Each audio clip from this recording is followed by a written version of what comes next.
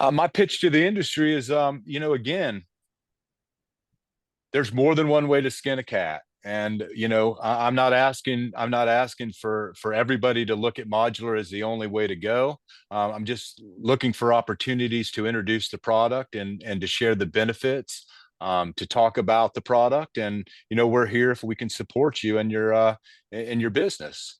Hello, and welcome to the Elevator Careers Podcast, sponsored by the Allred Group. I am your host, Matt Allred. In this podcast, we talk to the people whose lives and careers are dedicated to the vertical transportation industry to inform and share lessons learned, building upon the foundation of those who have gone before to inspire the next generation of elevator careers. This is part 2. Today we are talking about Phoenix Modular Elevator with Chuck Tyler, Director of Operations and Business Development. Phoenix Modular has been in business for 15 years and primarily serves North America. They are growing rapidly in an innovative side of the industry. Phoenix Modular is able to pre-manufacture and ship their product, cutting down site impact and installation by 75%. They have an innovative product and approach that is driving healthy growth and industry change. Chuck, welcome to the show. Good to see you again, Matt. Likewise. Thank you. And, we said at the end of the last episode that we're going to talk a little bit more about Phoenix Modular and your experience there now. And it looks like you're standing right there in the shop. But I guess before we jump into the shop, how did you get, affiliated with Phoenix? Well, I'll just tell a quick story. So I mentioned before, I worked my way through helperhood and through corporate America and kind of got up to the top of construction, running the construction department for Thyssen, and it took a toll on the life, traveling and so on and so forth. And I went through a divorce and took an opportunity to leave and do something different. I went to work for an independent elevator company and just had a great time. It was an amazing experience, the entrepreneurial, really getting back down in the weeds again, getting back to my passion. And I was having such a great time. Then COVID hit. And when COVID hit, the owner of that company decided it was a good time to sell. And so that happened. And I was looking for an opportunity, and I didn't want to go back to working for a major again, the same old thing. So I had a great opportunity to go to work for Vantage, working on freight doors, mostly in New York City. I think you and I met around that time. Yeah. And I really liked working on the vendor side. I got to get involved in the NAAC, and I talked about earlier, my networking exploded. Now I didn't just know the people at Thyssen, I knew people all throughout the industry, which really is a nice thing. And when you need to go look for an opportunity out there. So Vantage was trucking along, everything was going just fine, but it just again wasn't exactly what I wanted. And I have a friend of mine that introduced me to the owner of Phoenix Modular, Allison, and her and I got the opportunity to sit down and talk. And she's an amazing lady who bought Phoenix Modular 15 years ago out of bankruptcy. It was originally Infinite Access, started back in the 90s. So Allison comes from a background, not an elevator background. She's a MBA, and she comes from Alcoa. Has done a heck of a job building the company. But when her and I got talking, she felt like it was a really good time to bring somebody in with some elevator experience. And so here I am. And now I'm in the world of modular elevators, building them, laying on their side, and looking at the business from a different perspective, a different point of view. Yeah, tell us a little bit about modular elevators. I don't know if all of our listeners even know what that is or how that, how those work. But I've found several people that are in my conversations that are like, what is that? Can you answer that question? Yeah, so at Phoenix Modular Elevator, we build a shaft. You can see them behind me here. We build a shaft out of 4x4 tube steel, and in that shaft is it's built for the size of the elevator. Once it gets built, the shaft gets built, we move it down, and the shaft we install the rails in the shaft, and then the hoistway gets drywalled both inside and outside. So it's a completed hoistway with rails, and then we move it down to the next section where we go through ElecMech, which is our electrical and mechanical section, and there we put all of the electrical, piping, wiring, switches, um, pit lights, lights up the hoistway, all the wiring and fixtures. And then from there, it moves into the finishing station. We have a separate area where the cabs are built. Cabs are built upright, standard, Okay. built on the car sling, completely finished, doors hung, operators set up, and then that cab is laid down and stabbed into the hoistway. Um, if it's a single section hoistway, it ships as one unit. If it's a Okay. multi-section, which we do up to three separate So you're saying sections. stack them. So I'm that's what I'm hearing, correct? You stack them Yes. on top of each other. So how high can you go then total? So with typically with a single unit, you're what limits you is trucking, right? Okay. How long of a truck you can get. So standard is around 54 feet. You can get a truck that'll take a 54 footer without doing anything special, flagging or anything like that. So our breaking point is around that 50-foot overall hoistway. So that's including the pit and the overhead. So So is that a anything 3, 4 stop? What is that? I mean, Yeah, you can get up to you can get a short three stop in a single section. okay. You figure your overhead's going to be 13 feet, your pit's going to be 4 feet, and then your travel between there. So gives you you can get 20 something feet. So you can get a couple stops in there without any problem, and get a three stop. And then you can stack 3 of those. So 9 stories. So we've done the biggest job that we've done is UCSD, which is 4 nonstop traction cars, about 125 foot of travel. So those were three separate towers stacked together. Awesome. There was 4 of them. It became a 2 across from 2 in a parking garage, and Awesome. the project was basically when we were setting the units, they were pouring concrete on the top parking garage floor. They were able to open it with traditional elevators. When they were able to give the hoistways, it just wouldn't have been possible for them to be able to complete it. So the modular solution really helped them in that regard. These actually went inside the core of the building. They're not on the exterior. Gotcha. What's the advantage to modular? I mean, obviously you're building them beforehand. You're in a controlled environment. You're kind of queuing everything up, drop it in with a crane. What are some of the biggest advantages to this type of construction? So first off, I'll say that modular elevators is not a one size fits all. It's not going to replace any elevator in any situation. But when it fits the application, it's a really great option. And I look at it from a lot of different perspectives. So when we look at the installation piece of it, we talked about that fear of that the lack of fear of heights, and Sure. unfortunately in this industry, there's a lot of falls. Sure. And in our system, the rails are never carried over their head. There's no hoisting. Our hoistways, our elevators are built laying on their sides. We have a rotator, so the hoistway is actually Oh, rotated wow. so that you Okay. carry the rails in. You never have to carry them, lift them over. You carry them in and set them You onto the don't you don't brackets. have to hook them to the ceiling essentially. Okay. No, no. So we can spin the shaft so that the drywall can be done. Nobody ever has to stand on top of the shaft, under the shaft. You can do it at a regular working height. Same thing with the door frames. There's, when you're installing the door frames, there's no fear of dropping something down the shaft. So the safety mechanism of just being able to not have those same challenges. We also have a very controlled space, so we don't have to worry about somebody working above us or Right. working below us. We control we're in a factory environment, so we have a controlled workspace.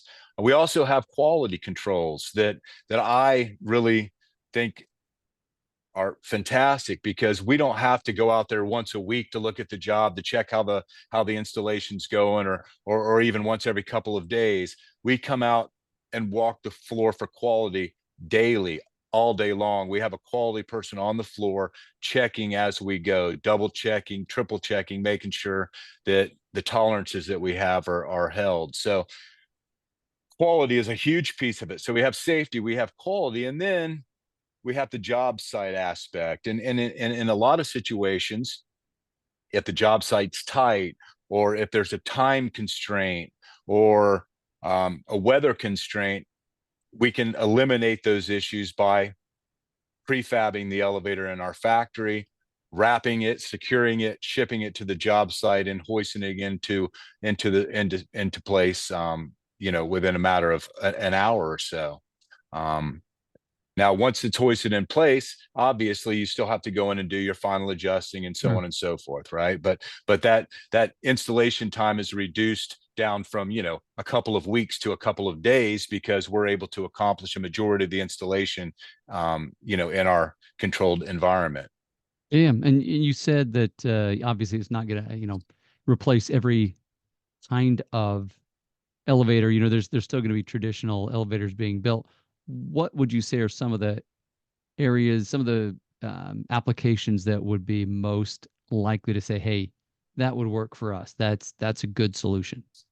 So 2 and 3 and 4 stop hydros are really where we excel. I think it's an addition situation where they're adding an elevator on. Again, a fantastic situation. Um, where space can be an issue, we have, we can help with that solution by adding the elevator. So it really truly is a site by site look at it. But our elevator will fit in any building, again, with limitations with travel and so on. We're not going to go and put one of these in a high rise building in downtown Right. Manhattan. It doesn't make sense, right? But in most applications in lower rise buildings, 10 floors and under, we can provide a solution that in many cases can aid the job and the schedule of the project. Yeah, yeah. Well, and you talked about the difference between having an elevator up and running in, say, a day versus a few weeks, and it feels like you have a lot more flexibility, maybe with schedules, with if you're dealing with GCs and other contractors, you kind of got an opportunity to build it, drop it in, get out of the way.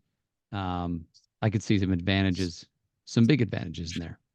Right. And then that's the whole key to it is when you take an elevator and you deliver it to the job site, and it takes up a lot of real estate on the project, right? Even a 2 stop, 3 stop elevator will take up, a 40 by 40 space on the job site. And in many cases, there's not 40 by 40 space to store all this equipment. Whereas when my Sure. elevator comes, we set it in, all the elevator equipment's already in the hoistway, right? So you're not taking up that valuable space that's needed for all the other trades to be able to complete their work.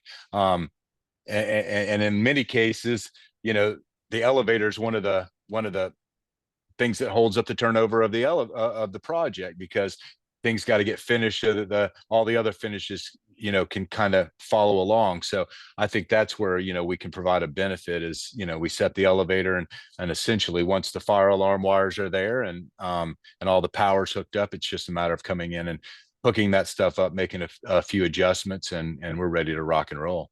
It almost sounds like plug and play, right? To borrow that.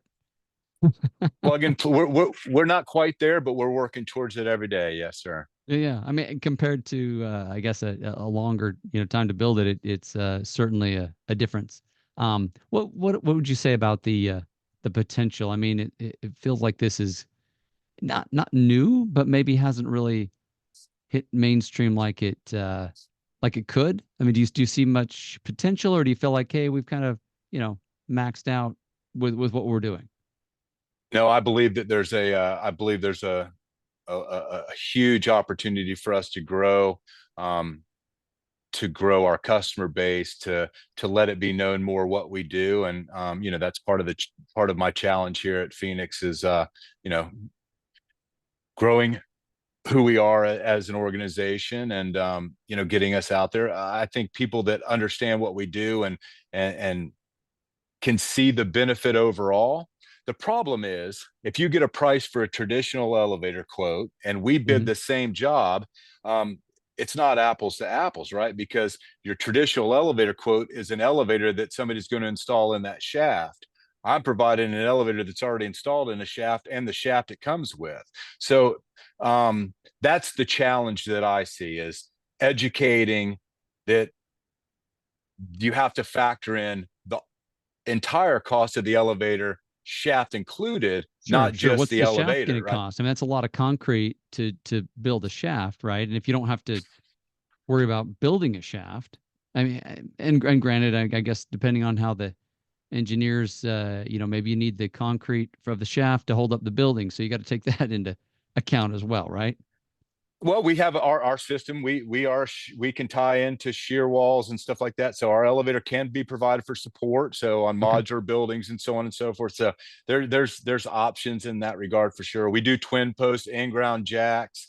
We do MRLs. So we have a full line of products, and in most cases, again, we're not going to go into a 100-story building in Manhattan, but in most cases, 10 floors and under, we can find an application. And if schedule, if job compactness and things like that are an issue, then in a lot of cases we can help with that.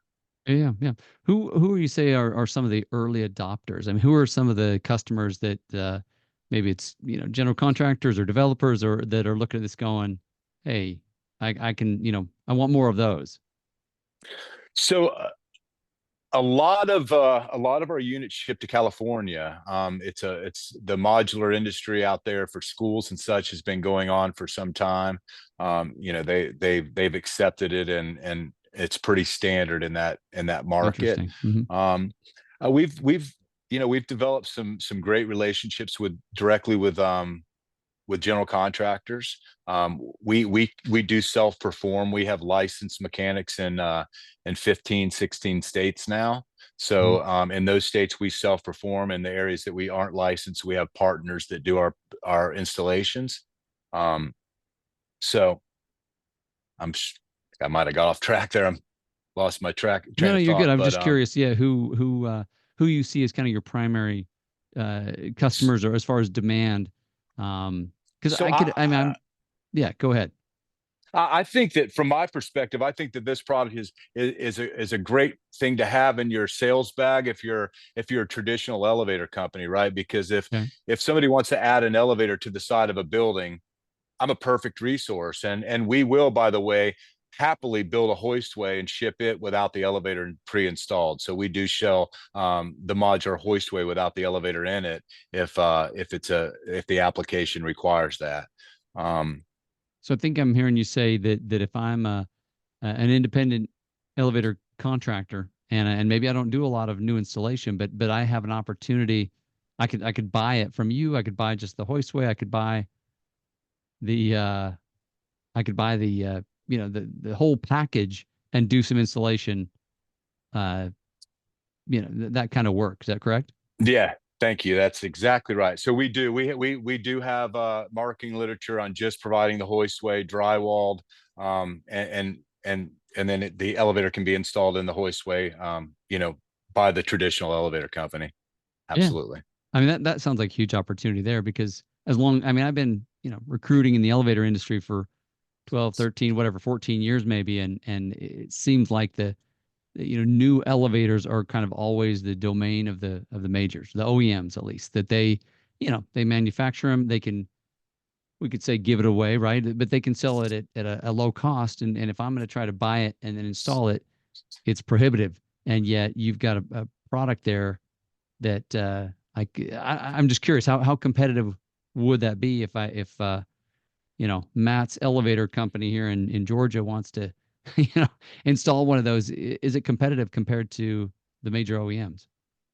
So again, I think that any independent elevator company material wise is going to always have a hard time competing with the OEMs. Hmm. As you mentioned, they basically they're not looking to make a lot of money on the front end of that job. You're looking to get it on service for the long term. Then that's their business model. We are not our primary business for the modular side doesn't involve the service aspect. So Okay. we're not in this business to service the elevator.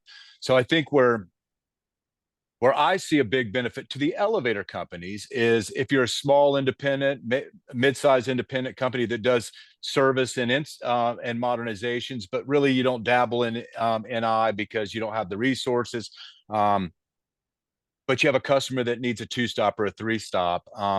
We can provide that to you. ship it out, set it for you, get it all taken care of. You can do the final adjustments, turn it over to your customer, and then convert it to a maintenance contract for the next 20 years. So I think there's the benefit to the elevator Yeah. companies. And again, maybe not every company is gonna go that route, but for those companies that aren't looking to keep a construction department busy, but have customers that require the product, that we're certainly here for them. Yeah. We No. work a lot. We work a lot with general contractors directly. I'll be 100% honest with you. Some of the big guys don't have the greatest reputations on how they work with, Hmm. the change orders and some of the things that happen in the process of the job. So we've had some really good luck in developing those relationships and working directly with the general contractors, and providing the product. So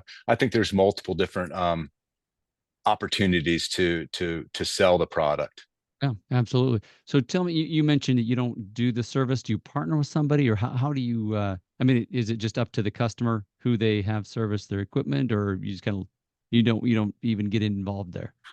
No, no, no. So we have a network of service providers that we've developed over the years. So when we sell the job, we include the NIM just like a traditional elevator company would, and that's we just we work with our partners in all of Nice. those markets to take the service.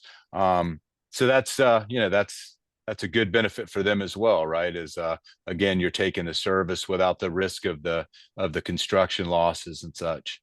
Yeah, yeah, yeah. No, that's awesome. You talked a little bit about change orders, and one thing I've found intriguing is people that get bonuses for change orders, and I'm not worked in the field, right? But my brain starts immediately saying, oh, is that not an incentive to withhold information or not be fully honest about what's going in? I'm just asking the question. If I'm getting enticed to have somebody have a change order, then I'm also enticed not to maybe give them all the information so they need more change orders. I don't know. Am I making it up? So I think we can all I think that's one of those slippery slopes, Matt. The change order incentive program, I was around when it was developed. It wasn't developed for that purpose. Sure. It was developed because the guys were just going out there and doing it and not worrying about it because it wasn't benefiting them personally. So they figured if they gave them a little incentive to go look for those change orders, right, that they would keep their eyes open for it. So I think that was a good idea because you shouldn't do things for free. However, I do think that there's certain individuals that are going to take advantage of whatever opportunities they may have, and when that happens, it can be taken advantage of. I will tell you that my owner Allison, one of her main business core values is we are not a change order company. The price that we give you when we sell the elevator, we're going to do everything within our power. We see it as a failure to pull a change order. So we de-incentify ourselves for change orders. Wow. We take away incentives for change orders. So if we can't get it right on the front end, then we're not going to reward our people for having to charge our customers extra at the backside. Now that doesn't include, obviously, if they want to change finishes or sizes or make it a glass elevator or something like that. Those are all reasonable, perfectly good change orders. But change orders for re-inspections, change orders for mobilizations, change orders for storage and things like that, we really try not to we try to manage those to a place where we eliminate them. Yeah, yeah. Well, it does feel to me like it would be more, just being thorough, right? Let's ask all of the pertinent questions. I mean, again, if somebody wants to change out the wood paneling or something, well, that's their prerogative. But let's do our very best to make sure we've answered every single question, get everything figured out, drop it in, walk away, be done. Everybody's happy. Seems like an efficient way to go. That should be our goal on every job. And if you can do that and not have to charge change orders and you can provide a quality product on time, I believe that you can grow your business. And that's what I'm trying to do at Phoenix Modular Elevator. Just exactly that. Yeah. So what would you say? Is it? I don't know. What would you say about this? We talked about an opportunity. It sounds like it's a huge paradigm shift in maybe how things are done, and certainly within a certain height of elevators. But what's your pitch to the industry? My pitch to the industry is, again, there's more than one way to skin a cat. And I'm not asking for everybody to look at modular as the only way to go. I'm just looking for opportunities to introduce the product and to share the benefits, to talk about the product. And we're here if we can support you in your business. Perfect. Chuck, thank you so much for being with me today. It's always a pleasure, and I appreciate your time. Hey, Matt, I always love talking to you, and thank you for the opportunity to chat a little bit and introduce myself and my company. I appreciate it. You bet. Good luck to All you. right, man. Keep building your business. All right. Thank you, sir. Yep. Thank you for listening to the Elevator Careers Podcast, sponsored by the Allred Group, a leader in elevator industry recruiting. Please visit our YouTube channel at Elevator Careers or check us out online at elevatorcareers.net. Please like and subscribe, and until next time, stay safe.